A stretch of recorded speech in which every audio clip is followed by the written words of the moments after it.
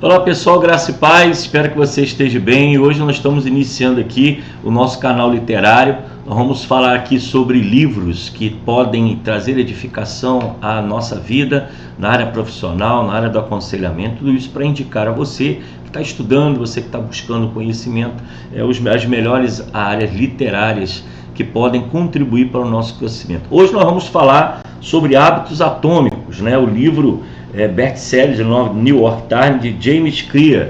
Então, hábitos são algo importante na vida de qualquer estudante, qualquer profissional. Então, há pessoas que muitas vezes não chegam aos seus objetivos porque não possuem hábitos adequados, corretos, para poder chegar a um objetivo. O livro traz uma proposta de superação, traz uma proposta sobre a importância de criar disciplina, e nós vamos abordar esse livro para o nosso crescimento, fazer aqui uma resenha desses pontos importantes. Hoje nós vamos trabalhar somente o primeiro capítulo, depois nós vamos trabalhar mais, mas eu aconselho você, se você tiver condições, Hábitos Atômicos, livro fácil acesso, tem no Amazon, tem aqui no canal, logo embaixo você pode clicar e comprar, ajudando também o crescimento do nosso canal.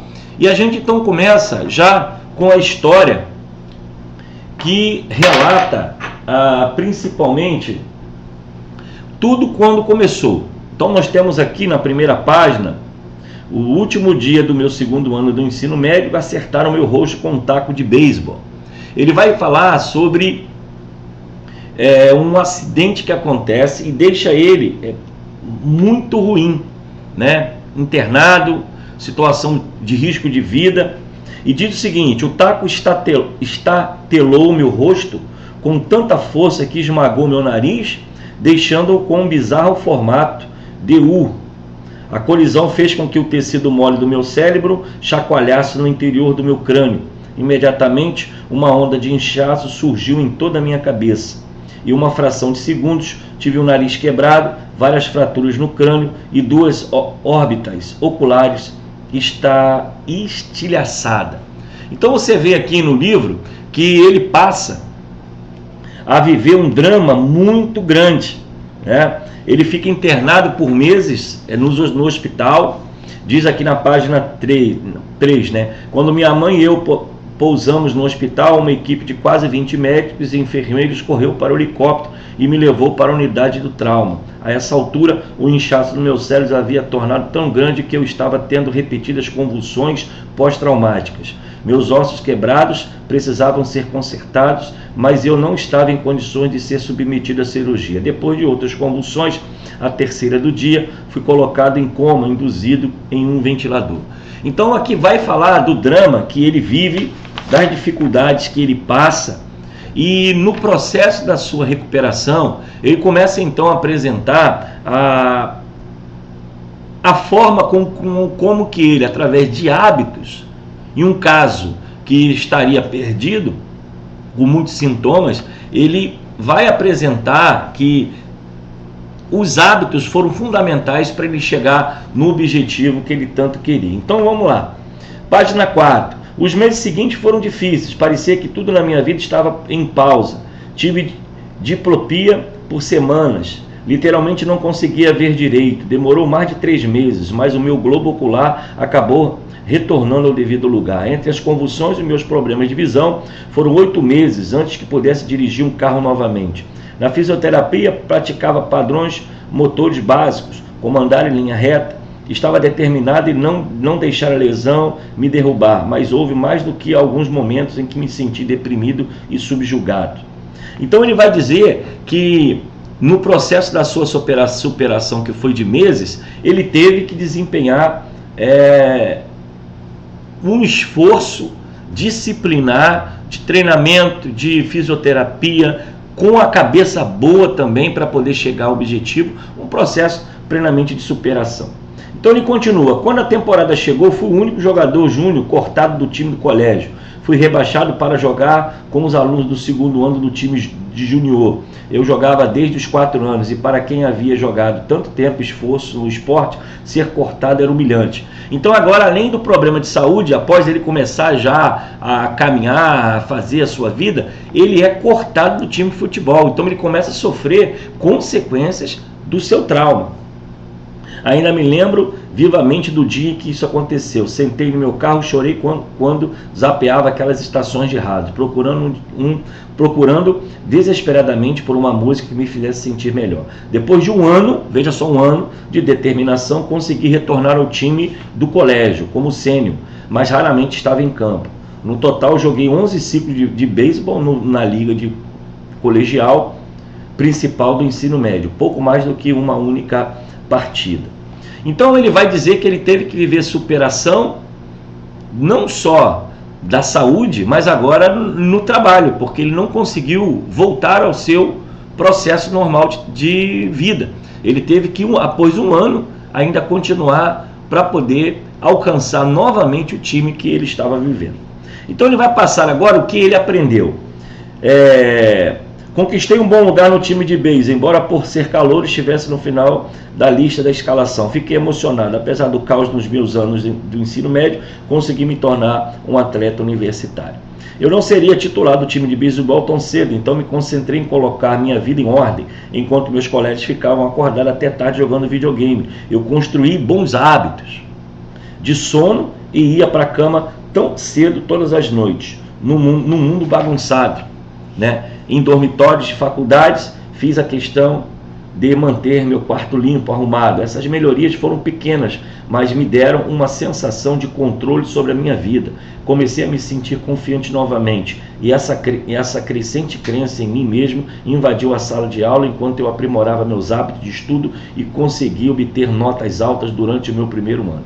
O hábito é uma rotina ou comportamento que é realizado regularmente, em muitos casos de modo automático. Conforme cada semestre passava, eu acumulava pequenos, mas consistentes hábitos que acabaram levando a resultados inimagináveis por mim quando comecei. Por exemplo, pela primeira vez em minha vida, criei o hábito de levantar pesos várias vezes por semana. E nos anos seguintes, meu corpo de 1,96 metros passou de franzino 77 quilos para os esguivos de 88 quilos. Então, aqui nós vemos que ele começa a trabalhar não só o seu processo de estudo, mas a sua própria vida, seus próprios hábitos que trazem saúde, que trazem equilíbrio emocional, psicológico, vencem a fadiga, a depressão. Então, nós observamos que é um todo. Se você deseja chegar a algum lugar, se você deseja ter ambientes adequados de crescimento, você precisa entender que os hábitos, a rotina, ela é fundamental na nossa vida. Ter um dia certo para ir à academia, horários certos para acordar, horários certos para dormir, horário certo para alimentar. Gente, isso é fundamental numa vida equilibrada. Muitas vezes as pessoas, o que elas fazem? Elas acordam de manhã, a primeira coisa que faz é pegar o celular. No momento que ela pega o celular, se ela não tem nenhum compromisso de correr para o trabalho, o que vai acontecer com ela? Ela vai ficar vendo o zap, só ali ela perde uma hora e meia da vida. E quando vai ver, não chega a lugar nenhum. Então, nós vemos que esse livro, Hábitos Atômicos, ele vai dizer que você precisa ter uma rotina de crescimento e desenvolvimento. A rotina é algo importante para o nosso desenvolvimento. Dar continuidade à leitura do livro, fazer exercício, se alimentar, acordar, tudo isso faz parte da vida. E ele continua. 6 anos depois de eu ter sido atingido no rosto com um taco de beisebol, levado para o hospital e colocado em coma, fui selecionado como melhor atleta masculino do Denison University e nomeado para o SPN, uma honra concedida apenas a 33 jogadores em todo o país. Veja, de um taco de beisebol que deixa ele 8 meses quase em coma, 1 ano para tentar voltar para o time, ele aplica na vida dele hábitos equilibrados e ele agora começa a ter resultado disso. Então tudo que a gente faz vai trazer resultados para o nosso crescimento. Todos nós enfrentamos desafios na vida. Essa lesão foi um dos meus e a experiência me ensinou uma lição crucial. Mudança que parece pequenas e sem importância, a princípio terão resultados notáveis se você estiver disposto a persistir por anos. Então veja, o hábito ele não faz você mudar na hora, ele não faz a coisa acontecer imediatamente, no mesmo instante, mas ele te dá condições de a longo prazo chegar ao objetivo. Então ele diz isso, olha, a lesão que dificultou a vida dele, por outro lado, hábitos pequenos fez com que ele conseguisse voltar ao equilíbrio da vida. Talvez existam pessoas que consigam alcançar um sucesso incrível da noite por dia. Não conheço ninguém assim, certamente não sou uma delas. Não houve um momento decisivo na minha jornada de um coma induzido até a academia. Houve muitos. Foi uma evolução gradual, uma longa série de pequenas vitórias, pequenas descobertas. A única maneira de eu fazer progresso, a única escolha que eu tinha era dar pequenos passos. Empreguei essa mesma estratégia alguns anos depois, quando comecei o meu próprio negócio e comecei a trabalhar nesse livro. Então ele vai aplicar hábitos atômicos à sua vida diária e também leva isso para o mercado de trabalho. E ele vai falar no decorrer do livro como ele conseguiu progredir. Então, gente, isso aqui é fundamental para a nossa vida de estudante, de teólogo, de professor, de historiador, de empresário. Hábitos. Se você não tiver uma rotina de crescimento, de desenvolvimento, você vai se perder. Se você não tiver uma administração de leitura, você não vai chegar a lugar nenhum. O ideal é ter tempo para, mas eu não tenho tempo. Procure encontrar no seu dia a dia um espaço para isso. Você pode ter, por exemplo, no ônibus, no trem, você tem 1 hora de trem, 40 minutos no trem, 40 minutos no ônibus, você já tem horário ali para você, em vez de ficar escutando música, você está lendo um livro, estudando, se preparando. São hábitos que nos levam ao crescimento. E ele continua: em 2015 alcancei 20 mil assinantes de e-mail e assinei um contrato com a Penguin Random Houses para começar este livro que você está lendo agora. Como meu público cresceu, o mesmo aconteceu com as minhas oportunidades de negócio. Fui cada vez mais solicitado a palestrar nas melhores empresas sobre a ciência da formação de hábitos, mudança de comportamento e melhoria contínua. Eu me vi proferindo palestras em conferências nos Estados Unidos e na Europa. Então, o resultado foi tão significante, isso expressou a vida dele tão grande, que ele começou agora a dar palestra, a escrever esse livro, para transmitir às pessoas como os hábitos podem nos potencializar. Por isso que o livro é Hábitos Atômicos, né? Pode nos fazer crescer. Então, como esse livro pode beneficiar? Ele diz: a espinha dorsal desse livro é o meu modelo de 4 passos para o hábito: estímulo, desejo, resposta e recompensa.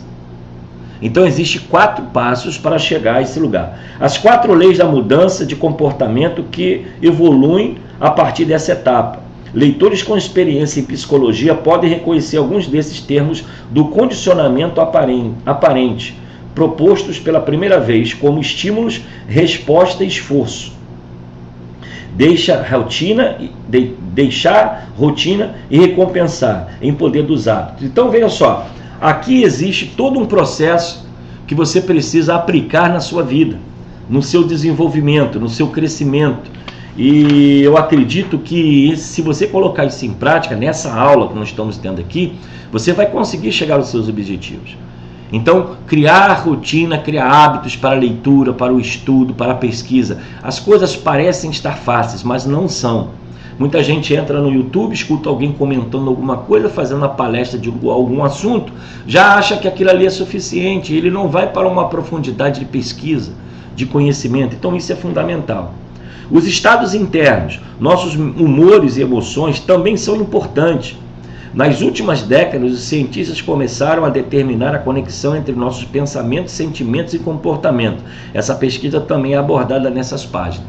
Então existe aqui também as questões internas. Não é só a visão do tempo, se eu vou ter tempo, se eu vou conseguir fazer, se vai dar certo. Não. É uma questão também emocional. Objetivo, propósito, desejo, prazer. Você não vai conseguir levar uma rotina se aquilo ali não te dá prazer. Se não te dá prazer, tem que ser pelo menos um hábito, para que você possa chegar aos seus objetivos. Então, pessoal, nós vamos caminhar aqui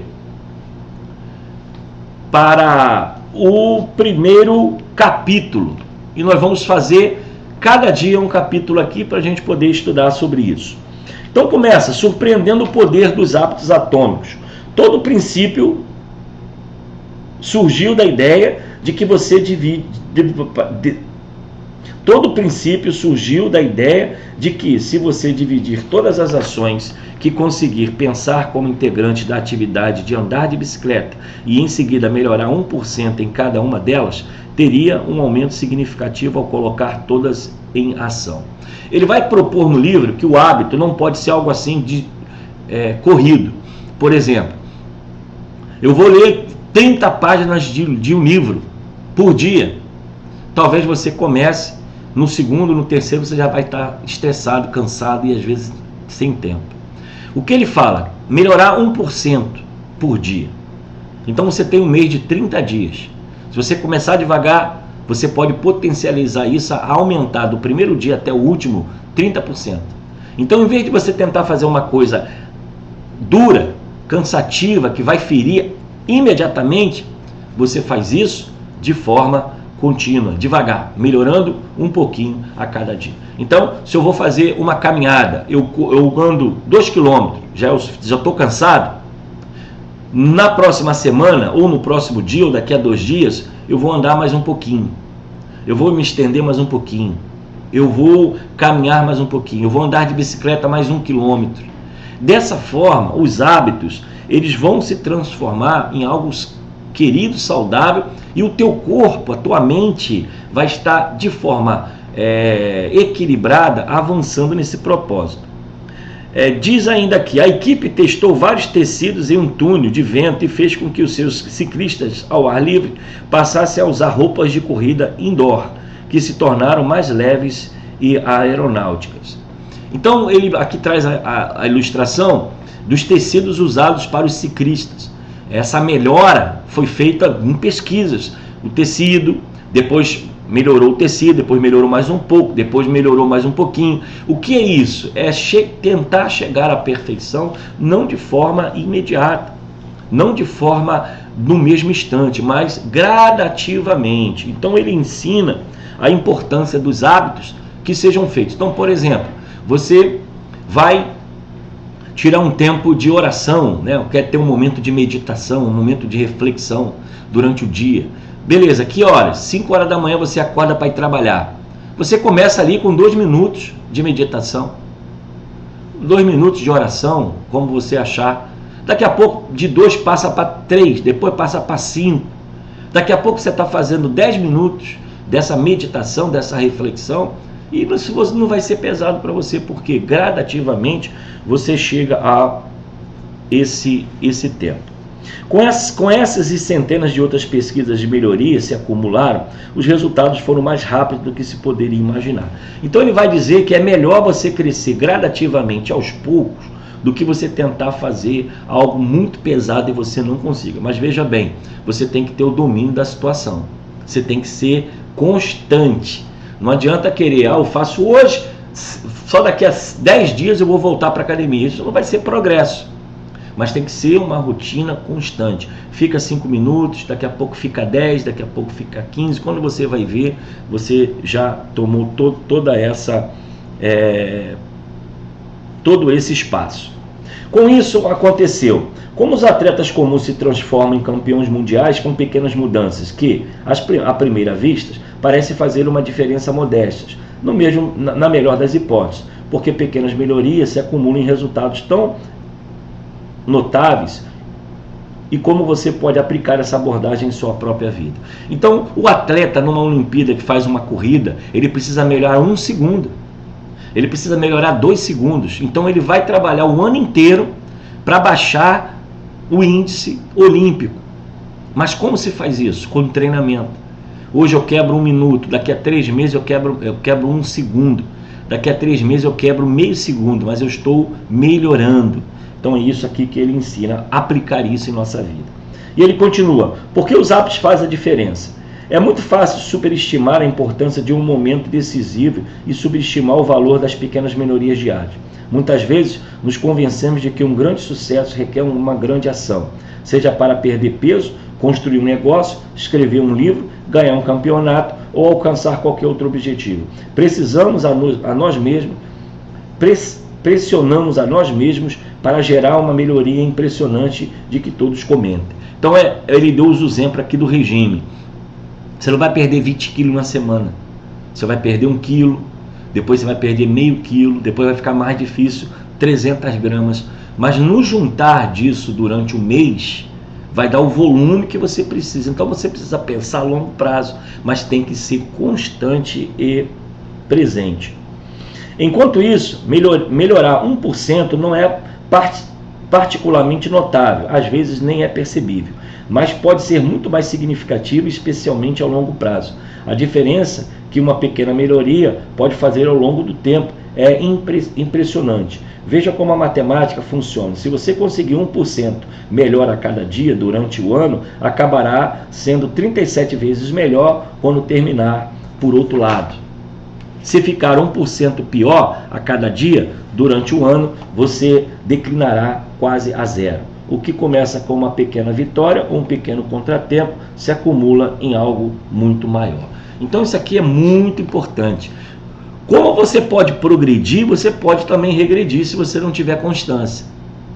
Então aquele projeto que você quer emagrecer, se você não for constante, você pode perder ele em 5 dias, comendo e bebendo demais. Então ele vai dizer que se você começa, você precisa terminar. E outra, se você não faz, você pode estar piorando a cada dia 1%. E isso no final do ano vai ter 37% de prejuízo em todo esse tempo. Ok? Muitas vezes desprezamos as pequenas mudanças porque não parecem importantes no momento. É isso aqui. Eu vou ler 5 páginas por dia de um livro. Aí acontece que naquele outro dia eu leio 6 páginas. Depois eu leio 6 páginas de novo. Depois na outra semana eu vou ler 7 páginas. O que vai acontecer? O tempo de leitura do livro vai diminuir. Eu vou terminar ele mais rápido. Então isso precisa se aplicar em nossa vida. O estudo, a pesquisa, a leitura, a própria vida espiritual, tempo de oração, de leitura da Bíblia, de um tempo com Deus, de jejum, é importante. Porque senão você não vai chegar no seu objetivo. Parece que 1% não é nada, mas ela é fundamental no nosso desenvolvimento. Uma mudança tão pequena é imprescindível na decolagem. O nariz de um avião se move poucos metros, mas quando essa distância é amplificada por toda a extensão dos Estados Unidos, a viagem termina a quilômetros de distância. Aqui ele vai dar o exemplo de um avião. Um avião decola.